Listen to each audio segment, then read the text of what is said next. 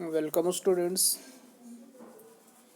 आज जो है हम आपको डेटा हैंडलिंग चैप्टर का सॉल्यूशन कराएंगे, जिसमें pie chart, bar graph, histogram, pictograph and probability topics पे हम डिस्कशन करेंगे। ठीक है, जैसा कि आप देख पा रहे हैं डाटा हैंडलिंग है, ये एक्सरसाइज 5.1 है। ठीक है, तो चलते हैं अपने टॉपिक्स पे। जैसा कि आप देख पा रहे हैं, टाइप्स ऑफ ग्राफिकल रिप्रेजेंटेशन, यानी ग्राफिकल जो होती है उसको कितने तरह से रिप्रेजेंटेशन हम कर सकते हैं। तो जैसा कि यहाँ पर आपको दिख रहा है, फर्स्ट है टैली चार्ट, ठीक है, या फ्रीक्वेंसी चार्ट कहा जाता है। सेकंड जो शो हो रहा है पिक्टोग्राफ,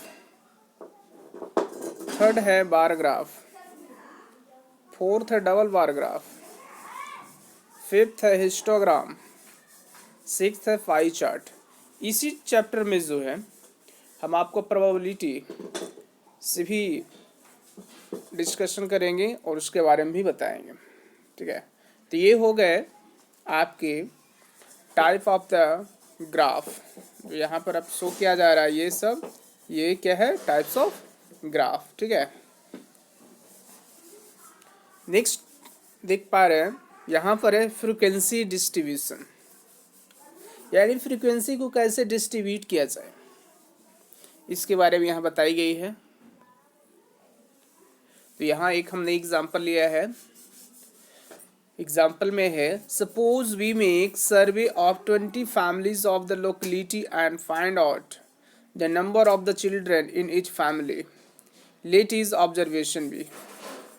यहाँ पर बताया गया है, हमने जो है एक एग्जाम्पल लिया है जिसमें 20 फैमिली का जो है लोकेलिटी, ठीक है, और उसमें ऑब्जर्वेशन जब हमने किया नंबर ऑफ चिल्ड्रन का, तो कुछ इस प्रकार से हमारे पास ऑब्जर्वेशन में आया है।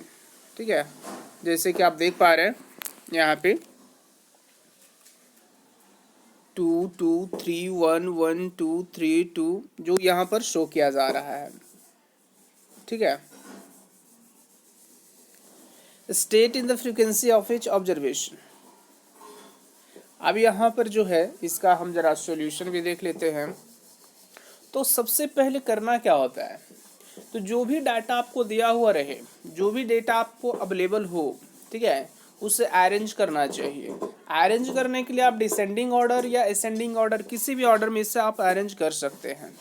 यहाँ पर जो हमने किया है वो असेंडिंग और ऑर्डर में अरेंज किया है। जैसे हमने बता रहे हैं, arranging in the data in the ascending order we get in the observation as 1 1 1 1।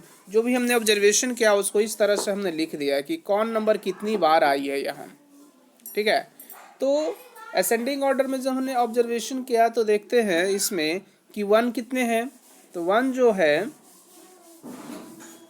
ठीक है, 1 जो नंबर है देख लीजिए यहाँ से यहाँ तक, यानी 1 1 2 3 4 5 6 नंबर ऑफ द 1। ठीक है, 2 देख लेते हैं तो 2 इतने सारे हैं इसमें, 3 इतने सारे हैं। ठीक है, तो यहाँ पर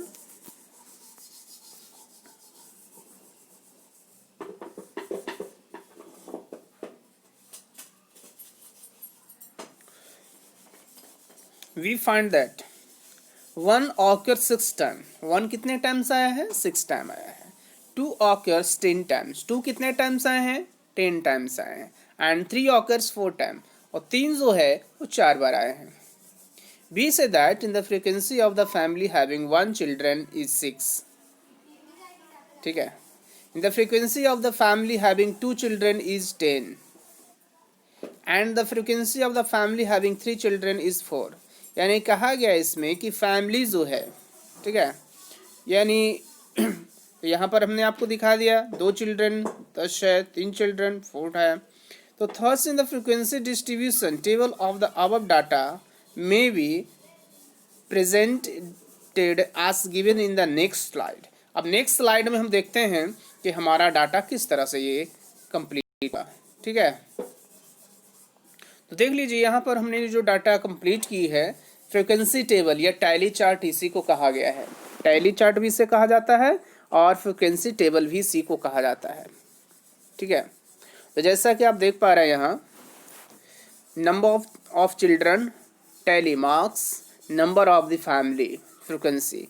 तो पहले नंबर ऑफ चिल्ड्रन, ठीक है, तो 1 चिल्ड्रन कितने टाइम्स आए थे, तो कहेंगे सर आप 6 टाइम आए थे। तो देखो टैली मार्क्स को कभी भी इंडिकेट करने के लिए आपको 4 लाइन पहले इस तरह से 1 2 3 4 और उसके बाद जो है इसे क्रॉस कर देना चाहिए। इसको इस तरह से अगर कट करते हैं तो ये 5 बन जाता है। कितने बन जाते हैं?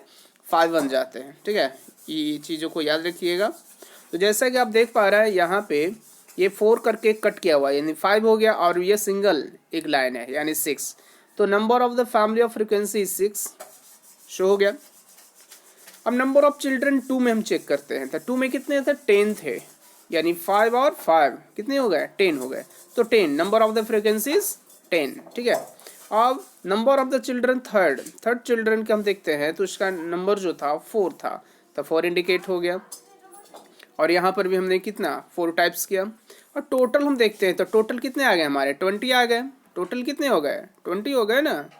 अब देख पा रहे हैं यहाँ टोटल में कितना है? 20। आपको यही तो बोला गया था ना कि suppose we have make survey 20 family, यानी 20 फैमिली का हमने क्या किया था? यहाँ सर्वे किया था। सर्वे में जितने भी नंबर हमें पता चला उसको इस तरह से ऑर्डर करके हमने एक चार्ट तैयार किया जिसे कहा जाता है फ्रीक्वेंसी टेबल या टैली चार्ट भी कहा जाता है। ठीक है, तो आई होप यहाँ पर आपको समझ में आ गया होगा। उसके बाद हम बात करते हैं पिक्टोग्राफ पे। ठीक है, a pictograph represent data using picture of the samples. इसमें क्या किया जाता है पिक्टोग्राफ में कि जो भी डाटा दिया हुआ रहेगा उसका हम पिक्चर बनाते हैं। ठीक है, और उसका सैम्पल को नोट करते हैं। तो जैसे यहाँ पर देख पा रहे हैं आप, यहाँ पर बताया गया है 2 फ्लावर्स का एक ग्रुप है। कितने का? 2 flower of the group. Month की हम बात करते हैं तो मंथ्स हो गया और पिक्टोग्राफ हो गया।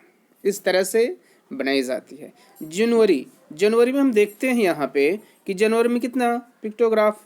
2 2 2, यानी टोटल कितने हो गए? 6 फ्लावर्स हो गए। फरवरी में देखते हैं तो 2 2 2 और 2, यानी 8 फ्लावर्स हो गए। मार्च में देखते हैं कि 2 और 2, यानी 4 फ्लावर्स हो गए। तो इस तरह से पिक्टोग्राफ में जो है आपको पिक्चर भी देना है, पिक्चर का सैम्पल देना है और उसका नंबर को भी डिनोशन करना है। ठीक है, तो इस तरह से पिक्टोग्राफ कंप्लीट होती है। नेक्स्ट स्लाइड में हम चेक करते हैं bar graph. A bar graph is the graph that display the frequency of numerical distribution of the categorical variable showing value for each bar next to each other for easy comparison। यानी बताया गया है कि bar graph में जो होती है, bar graph को हम एक डिस्प्ले फ्रीक्वेंसी न्यूमेरिकल के थ्रू यहाँ इंडिकेट करेंगे। ठीक है, की जाती है और इसको हम नेक्स्ट स्लाइड में यहाँ पर बताना चाह रहे हैं। ठीक है, जैसे bar graph for the examples हम देख लेते हैं। इन जनवरी 2005 the US department of transportation reported in the following data by observing 1700 motorcyclists nationwide in the randomly selected randomly location। यहाँ पर जो है 1700 मोटर साइकिल चलाने वालों का ऑब्जर्वेशन किया गया जिसके में पाया गया कि प्रॉपर हेलमेट में जो है 731 और इनसुफिशेंट हेलमेट में जो है 153, नो हेलमेट में जो है 816, यानी कुल मिला के 3 तरह के हमारे पास जो आ रहे हैं वो इशू निकल कर आ रहे हैं। और कितने इस इशू में कितने नंबर में, जैसे कि प्रॉपर हेलमेट में जो है 731 पाया गया। ठीक है, उसके बाद बिना हेलमेट का 816 पाया गया। टोटल हम जब काउंटिंग करते हैं तो हमारे पास 1700 डाटा अवेलेबल हो जाती है। तो thus the bar graph of the above data may be the presented in given the next slide. हम नेक्स्ट स्लाइड में इसे जो है बार ग्राफ पे रिप्रेजेंटेड करेंगे, ठीक है। तो कैसे बार ग्राफ पे रिप्रेजेंटेड होती है, तो चलिए हम नेक्स्ट स्लाइड में इसका हम डिस्कशन कर लेते हैं। जैसा आप देख पा रहे हैं, helmets use by the motorcyclist sources as US department of transportation, ठीक है। यहाँ पर देखिए, आपको देख पा रहे हैं यहाँ पे एक है नंबर ऑफ मोटरसाइकिल्स, यानी नंबर ऑफ मोटरसाइकिलिस्ट है, यानी जितने चलाने वालों का नंबर रहा है। उसके बाद हेलमेट टाइप, किस तरह का टाइप का वो हेलमेट पहना है या नहीं पहना है, इसका नीचे लिखना है, ठीक है। प्रॉपर, उसके बाद देखिए इतने हैं प्रॉपर हेलमेट वाले, फिर ये है, फिर और बिना विदाउट हेलमेट वाले भी यहाँ पर हैं। तो आपको जैसा बताया गया था, प्रॉपर हेलमेट में जो थे 731। तो देखिए आपको इसके लिए जो है ग्राफ पेपर की ज़रूरत पड़ेगी, ठीक है। तो ये ग्राफ पेपर पर ही इसका रिप्रेजेंटेशन हो सकता है। विदाउट ग्राफ पेपर से अगर आप कैलकुलेशन करते हैं, रिप्रेजेंटेशन करते हैं, तो आपका प्रॉब्लम हो सकती है, यानी वहाँ पर सही जो है आपको कंप्लीट डाटा नहीं हो सकता, इसीलिए इसे ग्राफ पर ही बनाएं, ठीक है। तो देखिए 731 का तो ये यहाँ कंप्लीट हो गई, जैसे आप देख पा रहे हैं यहाँ हो गया, ठीक है। इन उसके बाद 100 कितनी थी 53, यहाँ हो गया, विदाउट हेलमेट का यहाँ हो गया। तो इस तरह से देखिए ये रिप्रेजेंट जो किया गया है वह बार ग्राफ का होता है। तो बार ग्राफ में इसी तरह से आपका डाटा का ऑब्जर्वेशन करना है और उसका टेबल रेडी करना है, ठीक है। नेक्स्ट टॉपिक हमारे पास जो आ रहे हैं वह है डबल बार ग्राफ, ठीक है। तो ये डबल बार ग्राफ है एक्चुअली क्या, तो हम बता देना चाहते हैं, the table show in the number of the pet on weight in the students in the two classes, यानी आपका जो है टू क्लास का ऑब्जर्वेशन किया गया, जिसमें कुछ पेट एनिमल्स भी आ रहे हैं, ठीक है। जैसे इसमें आप देख पा रहे हैं, ठीक है, पेट हो गया, क्लास 1 हो गया, क्लास बी हो गया। डॉग, क्लास ए में 12 डॉग्स हैं, क्लास 2 में 14 डॉग्स हैं। कैट, कैट में क्लास ए में है 9 एंड क्लास 8 में है, सॉरी क्लास बी में है 8। एंड वर्ड की बात करते हैं तो वर्ड जो है क्लास ए में 2 एंड क्लास बी में जो है वह है 3rd। तो represented in information in the double bar graph. अब इसको जो है आपको अपने जो टेबल्स है यहाँ पर जो दिया हुआ उसे आपको डबल बार ग्राफ रेडी करना है। तो डबल बार ग्राफ कैसे रेडी करेंगे, तो चलते हम नेक्स्ट स्लाइड में आपको हम बताने जा रहे हैं, ठीक है। जैसा इसमें देख पा रहा है, thus in the double bar graph of the previous slide data may be the presented in the given block. अब यहाँ पर pets on two in the classes दिया हुआ है, ठीक है। और यहाँ पर डाटा भी हमने फिल कर दिया है, जिससे कि आपको कोई आने में प्रॉब्लम्स ना हो। और यहाँ पर देख करके जो है आप यहाँ पर डाटा अपना जो है वो रेडी कर सकते हैं। तो जैसे इसमें हम देख पा रहे हैं, पेट हो गया, क्लास ए हो गया, क्लास बी हो गया, ठीक है। डॉग कितने हैं भाई, तो क्लास ए में 12 है, क्लास बी में 14 है, ठीक है। कैट कितने हैं, तो कैट क्लास ए में 9 है एंड क्लास बी में 8 है। वर्ड कितने, क्लास ए में है 2 और क्लास बी में कितने हैं, ठीक है। तो इस तरह से आप देख सकते हैं यहाँ पे। तो इसका जो है वर्ड यहाँ पर 3 यहाँ पर मिस हो गया है, देखिए वर्ड में जो है क्लास बी का यहाँ पर आ चुका है, बाई हमसे मिसिंग हुई है। तो आपको समझ लेना है कि क्लास बी में वर्ड जो है 3 हैं, कितने हैं 3 है, इस चीज़ का ध्यान रखिएगा, ठीक है। तो अब नंबर ऑफ पेट्स देखिए यहाँ लिखेंगे, ठीक है। और क्लास ए और क्लास बी, यानी क्लास ए का जो है कोई कलर चूज कर लेंगे, क्लास बी का भी कोई अलग चूज कर लेंगे, जिससे आपको वहाँ पर दिखाया जा सके, ठीक है, आपको कोई प्रॉब्लम न हो। तो जैसा कि आप देख पा रहे हैं, डॉग की अगर बात करते हैं तो डॉग क्लास ए में, तो देखो ये क्लास ए है ना, ग्रीन वाले क्या है क्लास ए है, और ऑरेंज वाले क्या है क्लास बी है, ठीक है।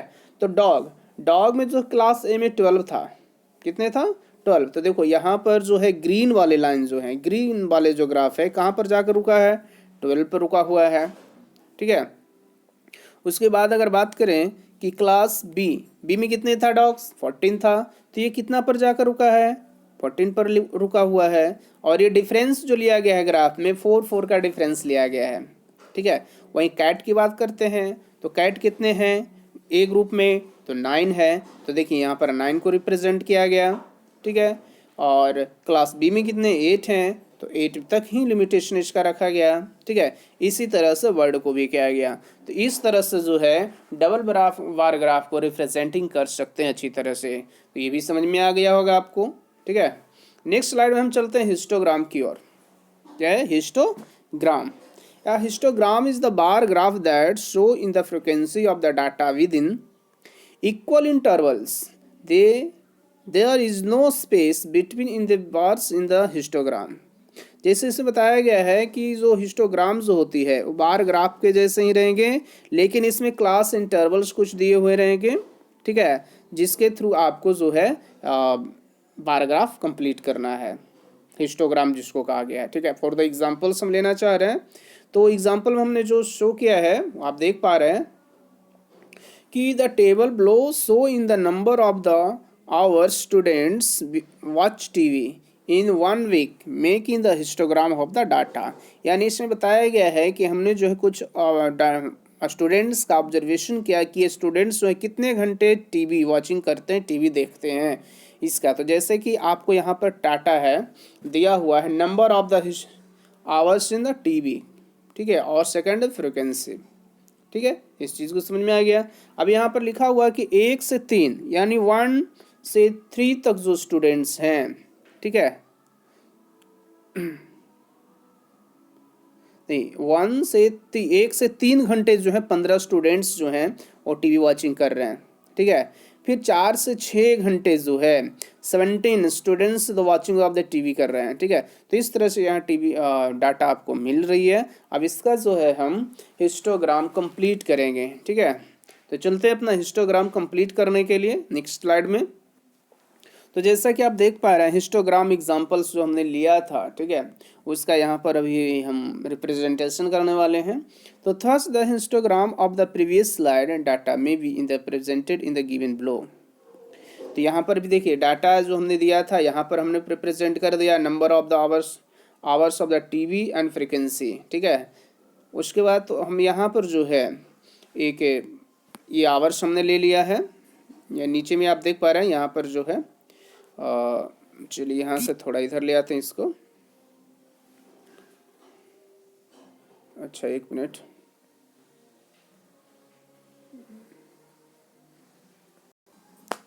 तो जैसा कि आप देख पा रहे हैं यहाँ आवर्स लिखा हुआ है और फ्रिक्वेंसी लिखा हुआ है, ठीक है।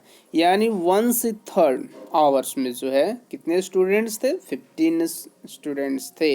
यानी फ्रिक्वेंसी की बात की जाए तो 15 फ्रिक्वेंसी यहाँ शो की जा रही है।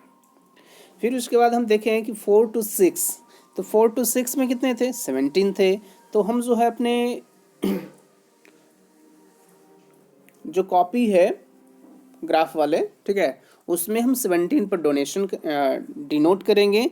तो 4 to 6 में जो है 17 को डिनोट करेंगे। उसके बाद जो 7 to 9 में कितने थे, तो इसमें भी 7 थे। तो डिफरेंट कलर में यहाँ पर शो किए हैं हम। तो आप जो है विदाउट कलर का भी शो कर सकते हैं, इसमें कलर की कोई रोल्स नहीं होता है, ठीक है।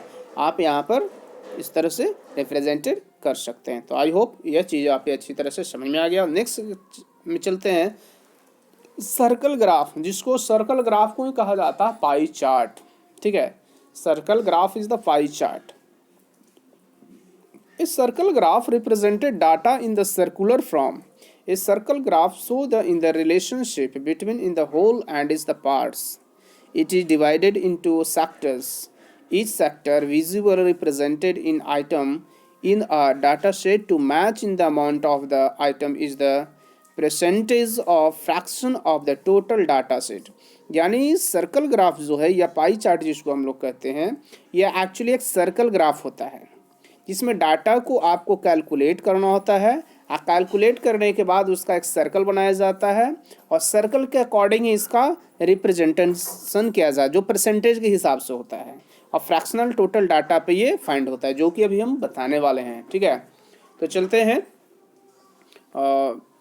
How to draw in the pie chart. अब जो है पाई चार्ट को कैसे हम ड्रॉ करेंगे इसके बारे में हम बताने वाले हैं। तो इसमें 4 स्टेप्स आप शो कर रहे हैं।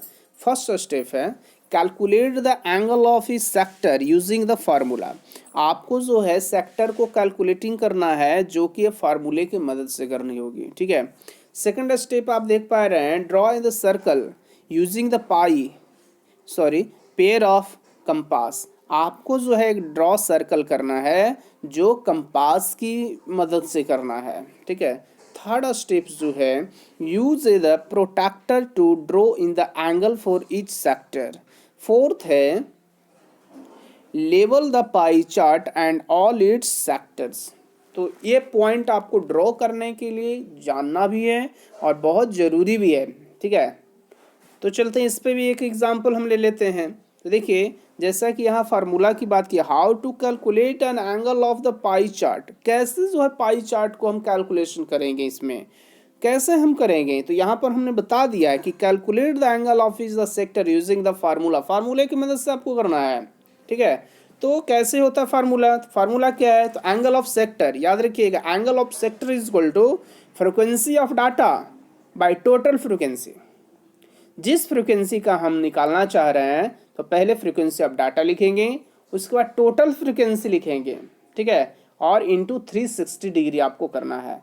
तो यहाँ से जो भी बनेगा, और ये कभी भी जो है 360 डिग्री पर ही फाइंड होगा। तो total angle should added of the 360 degree, याद रखिएगा इस चीज़ों को, ठीक है। जैसे पाई चार्ट का एक हमने एक एग्जाम्पल लिया है, यहाँ पे एग्जाम्पल है, in a school there are the 750 students in the year 1 and 420 students in the year 2 and 330 students in the year 3rd. Draw in the circle graph to represent in the number of student in the graph. अब यहाँ पर बताया गया है कि हमने एक observe किया जिसमें पाया कि 1 ईयर में 750 स्टूडेंट्स थे, ठीक है, सेकेंड ईयर में 420 स्टूडेंट्स थे, एंड थर्ड ईयर में जो है 630 स्टूडेंट्स थे। अब ये जो हमें डाटा यहाँ पर दी हुई है, इसके अकॉर्डिंग हमें एक पाई चार्ट फॉर्मेशन करना है। तो वेरी सिंपल है, हमने भी बताया था, जैसे कि फार्मूला भी हमने बता दिया था कि पहले क्या फाइंड करना है, एंगल ऑफ सेक्टर। पहले क्या फाइंड करना पड़ेगा, एंगल ऑफ सेक्टर, और ये फ्रिक्वेंसी ऑफ द डाटा जिसका हमको फाइंड करना है, और टोटल ऑफ फ्रिक्वेंसी इनटू क्या है 360 डिग्री। तो वहीं यहाँ पर हम रूल अपनाएंगे यहाँ पे कि पहले क्या कर लेंगे, तो पहले हम टोटल फ्रिक्वेंसी फाइंड कर लेंगे। क्या कर लेंगे, टोटल फ्रिक्वेंसी, जो कि यहाँ पर शो किया गया total number of the student, तो फ्रिक्वेंसी था, तो यहाँ फ्रिक्वेंसी मतलब हो गया जो डाटा दी रही वो इसी का करना है ना आपको। तो टोटल नंबर ऑफ स्टूडेंट्स हमने यहाँ पर जो है निकाल लिया। तो टोटल नंबर ऑफ स्टूडेंट्स कितने हो गए, तो हमारे पास हो गए 1800 हो गए, ठीक है। अब जो है किसका निकालना है, तो पहले हमको 750 का निकालना पड़ेगा सेक्टर, एंगल ऑफ सेक्टर, उसके बाद 420 का निकालना होगा, उसके बाद 630 का निकालना होगा, क्योंकि फर्स्ट फ्रिक्वेंसी हो गया, सेकंड फ्रिक्वेंसी हो गया और थर्ड फ्रिक्वेंसी हो गया। तीनों का एंगल हमको फाइंड करना पड़ेगा ना। अगर एंगल नहीं फाइंड होगा तो फिर आप ड्रॉ नहीं कर पाएंगे पाई चार्ट, इसलिए तीनों का हम एंगल निकालेंगे। तो एंगल निकालने के लिए हमने क्या बताया, टोटल तो हमने निकाले, टोटल कितना आ गया 1800 आ गया, ठीक है। नेक्स्ट हम यहाँ चेक करते हैं कि क्या लिखा हुआ है यहाँ पे, frequency of the data by total frequency into 360 degree, ठीक है। तो फर्स्ट फ्रीक्वेंसी का हम फाइंड करेंगे उसी तरह से यहाँ कि फर्स्ट ईयर यानी year of the one size of angle size करेंगे। तो फर्स्ट हमारा कितना था 750 था, ठीक है। तो क्या लिख दिए 750 अपॉन 1800 इंटू 360 डिग्री। अब यहाँ पर कैंसिल करते हैं, ठीक है। 10 से 10 कैंसिल यहाँ हो गया, 10 से 10 यहाँ कैंसिल हो गया, ठीक है। उसके बाद ये भी देखते हैं 18 टू ज़ा 36, 2 टाइम्स 75 टू ज़ा कितना होता है, तो 150 होता है। तो 150 डिग्री यहाँ पर क्या आ गया ना एंगल। उसके बाद second year in the size of the angle find करेंगे। तो इसी तरह से जो है हम सेकेंड ईयर्स का निकालेंगे। तो सेकेंड ईयर में कितना हमारा था 420 पे फाइंड करेंगे। तो 420 upon 18 degree into 360। Same to वही प्रोसेस को हम यहाँ पर भी फाइंड करेंगे। 10 से 10 कैंसिल हो गया यहाँ, फिर 10 से 10 इसमें कैंसिल हो गया, 18 टू ज़ा 36, ये 2 से भी कैंसिल हो गया। अब 42 टू ज़ा कितना हो गया, 84 डिग्री हो गया, जो हमारा सेकंड ईयर्स का आ गया एंगल्स। उसके बाद नेक्स्ट हम थर्ड ईयर्स का फाइंड करेंगे। थर्ड ईयर्स में कितना है, 630 है, 630 है। उसी तरह से यहाँ पर भी सेम वही फार्मूला को लागू करेंगे। तो 1 0 से 1 0 यहाँ कैंसिल हो गया और 1 0 से 1 0 यहाँ कैंसिल है। 18 टू ज़ा कितना हो गया, 36 हो गया और 63 टू ज़ा कितना हो गया, 126 डिग्री आ गया। तो ये हमारा ये भी फाइंड हो गया। अब इसे पाई चार्ट में हमको ड्रॉ करना है, ठीक है। तो ये चीज़ें को आपको याद रखना होगा, ठीक है, और आपको इसी पर काम अप करना है, ठीक है। तो चलते देखिए यहाँ पर देख पाए पाई चार्ट एग्जांपल जो हमने लिया उसका दिया हुआ है। Thus in the graph of the previous slide data may be in the presented given below. जो हमने पिछले डाटा जो हमने रेडी किया उसका ही स्लाइड का यहाँ पर हमने बनाया है। तो देखिए यहाँ पर देख पा रहे हैं फर्स्ट ईयर हो गया, सेकेंड ईयर हो गया और थर्ड ईयर हो गया। पहले आपको क्या कर लेना है, पहले आपको जो है एक सर्कल ड्रॉ कर लेना है।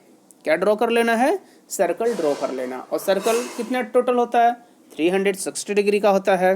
अब आपको फर्स्ट में बोला गया था तो इसमें आप एक को प्रोटेक्टर लेना है, ठीक है, और एक कंपास लेना है, पेंसिल लेना है, इरेजर लेना है। यही चीज़ आपको मटेरियल्स की ज़रूरत होगी। और जब कभी भी पाई चार्ट ड्रॉ करें या कोई भी यानी डायग्रामिकल, ठीक है, क्वेश्चंस को अगर सोल्व करते हैं तो पेन से कभी भी नहीं करें। आपको इसके लिए जो है पेंसिल ही होता है। अगर पेन से आप करते हैं तो आपको मार्क्स वहाँ पर दिए नहीं जाएंगे, इसलिए आप पेंसिल का ही यूज करें, ठीक है। तो फर्स्ट ईयर में जब हम देखते हैं तो फर्स्ट ईयर में कितना डिग्री का था हमारा, था 150 था। तो यहाँ पर हम क्या करेंगे, प्रोटेक्टर को रखेंगे इस तरह से, यहाँ पर रखेंगे, ये सेंटर इसका हो गया। और 150 का हम देखेंगे, 150 का तो यहाँ पर जा रहा है, तो 150 का ये हमारा फॉर्मेशन हो गया। तो फर्स्ट ईयर में उसी तरह से सेकंड ईयर का भी 84 में चेक करेंगे और थर्ड ईयर में भी चेक करेंगे। तो इस तरह से हमारा पाई चार्ट आसानी से ड्रॉ हो जाएगा। तो graph of the students in the school, तो इस तरह से ये जो है पाई चार्ट कंप्लीट होती है। तो आई होप आज आपको समझ में आया होगा। नेक्स्ट स्लाइड में हम चलते हैं, the meaning of the probability, ठीक है। देखो एक्चुअली क्या है, प्रोबेबिलिटी जो है बहुत आसान चीज़ है लेकिन थोड़ी सी समझने की ज़रूरत होती है। अगर आपको समझ में नहीं आएगा तो फिर आपको दिक्कत होगी यहाँ पे, ठीक है। तो जैसा लिखा हुआ है, probability is used to describe random or chance of events to occur. इसमें जो है रेंडमली भी कुछ भी चीज़ों पे हम एक्सपेरिमेंट के तौर पर कर सकते हैं। Every day be are the located with the probability statement involve in the words. जैसे यहाँ पर पॉसिबल, चेंज और ऑड्स है, प्रोबेबिलिटी है, इस तरह से कुछ यहाँ पर लिखे हुए हैं। और इसके 2 पॉइंट्स यहाँ दिए हुए हैं। What is the likelihood that X will occur. Second है what is the chance the Brazil will win in the 2014 world cup. अब इवेंट से प्रोबेबिलिटी की बात करते हैं तो फर्स्ट पॉइंट में यहाँ पर शो किया जा रहा है, ठीक है, an event is some specified result that may be or not occur when in the experiment of format. Second है for example in the experiment of the tossing up coins, once in the coin loading with the heads facing up in the event since the may the not occur। कभी हम देखते हैं कि जब हम coins को toss करते हैं तो कभी हमारा क्या आता है, यहाँ पर हेड भी आ सकता है, टेल भी आ सकता है, जो भी है तो उसका भी हम यहाँ पर फाइंड करेंगे। थर्ड यहाँ पर देख पा रहे हैं, the probability of the event is the measure of the likelihood of the occurrence. तो इस तरह से प्रोबेबिलिटी के बारे में हमने आपको बताया। अब देखेंगे कि द इक्वल लाइकहुड मॉडल्स। तो this models appliance this is the possible outcome of an experiment are equal like in the occur। Second है suppose there in the n inequality likely possible outcome from the experiment। Third है they are the probability that in the specified events equal in the number of the wave f, that is the event called occur divided by in the total number n of the possible outcomes। जैसे the probability is f upon n, तो f is equal to number of the way event of the occur and n is equal to total number of the possible outcomes। अब यहाँ पर इस तरह से देखो, यहाँ पर हम एग्जाम्पल भी लेंगे, ठीक है, और वेरी सिंपल है, बहुत इजी है प्रोबेबिलिटी फाइंड करना, इसमें कोई प्रॉब्लम होने वाला नहीं है आपके साथ, ठीक है, वेरी सिंपल है। जैसे यहाँ पर एग्जांपल हमने शो किया है, ए जार कॉन्टेन क्या है, contains 1000 marbles, 800 are black and 200 are red. यहाँ पर देखो, हमने जो है एक जार के लिए, एक जार में जो है 1000 मार्बल्स को लिया है, जिसमें से बोले हैं हम कि 800 मार्बल ब्लैक है और 200 जो है वो रेड है। What is the probability of drawing black marble out in the jar. अब इसमें बोला गया है कि ब्लैक का मार्बल का प्रोबेबिलिटी क्या है भाई, ठीक है, तो हम यहाँ पर रेड का भी फाइंड कर लेंगे। तो देखते हैं सॉल्यूशन में, here 800 is the number of the possible outcomes T F, sorry, जो आउटकम्स हमारा फाइंड हुआ मार्बल्स का 800 का, वो एफ है। The total number of possible outcomes is 1000। Total outcomes कितना हुआ, तो टोटल आपको हमने भी बताया ना जस्ट कि 1000 था, इसमें से ब्लैक कितना है 800 है और रेड कितने हैं 200 है, ठीक है। तो इसी के अकॉर्डिंग जो हम प्रोबेबिलिटी, तो प्रोबेबिलिटी में हमने भी जस्ट बताए थे कि ब्लैक का हम प्रोबेबिलिटी फाइंड कर रहे हैं फर्स्ट में, किसका, ब्लैक का। तो 800 ब्लैक मार्बल्स, ठीक है, divide by total outcomes of the number, यानी 1000 टोटल मार्बल्स, तो कितना हमारा प्रोबेबिलिटी आ गया 8/10 हो गया। अगर उसको हम डेसिमल में कन्वर्ट करते हैं तो 0.8 हो गया। अब रेड की बात करें तो रेड कितने थे, रेड है 200, तो प्रोबेबिलिटी ऑफ रेड, ठीक है, तो 200 black marbles by total outcomes of the number, तो ठीक है, तो कितना आ गया 2/10 यानी 0.2। तो the probability of drawing a black marble is much higher than in the probability of you picking and the red marble become they are the more black marble is the jar। तो इस तरह से हम marble में जो है jar में है उसका प्रोबेबिलिटी को हम फाइंड करके आपको बता सकते हैं, ठीक है। तो इस तरह से जो है आज हमने जो है ये टॉपिक्स पर डिस्कशन किया। नेक्स्ट टॉपिक में जो है यानी इसी का एक्सरसाइज में 5.1 में ही जो है हम आपको एक्सरसाइज को कंप्लीट कर पाएंगे। तो थैंक यू।